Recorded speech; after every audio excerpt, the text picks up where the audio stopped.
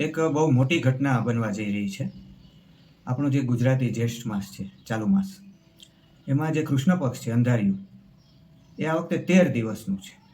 સામાન્ય રીતે 15 દિવસનું હોય, ક્યારેક તિથિ ક્ષય થાય તો 14 દિવસનું હોય, ક્યારેક તિથિની વૃદ્ધિ થાય તો 16 દિવસનું હોય, પણ 13 દિવસનું પખવાડિયું થવું એક રેર ઘટના છે અને બહુ ઓછી વખતે થતી હોય છે. મહાભારતના યુદ્ધ વખતે આવું બનેલું, એવું ફરી વખત બની રહ્યું છે કે જેઠ મહિનાનો કૃષ્ણ પક્ષ 13 દિવસનો આવવાનો છે.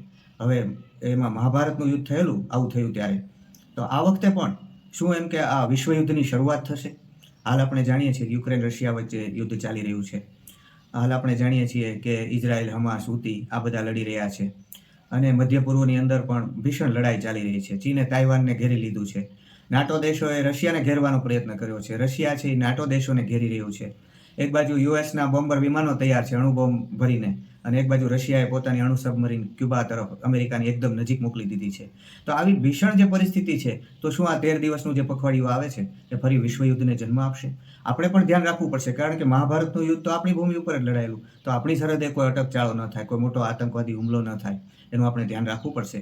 તો ગ્રહો આવું જણાવી રહ્યા છે, તેરીઓ પક્ષ છે એ આવી રહ્યો છે, માટે સાવધાન રહેવાની દેશ અને દુનિયાએ જરૂર છે.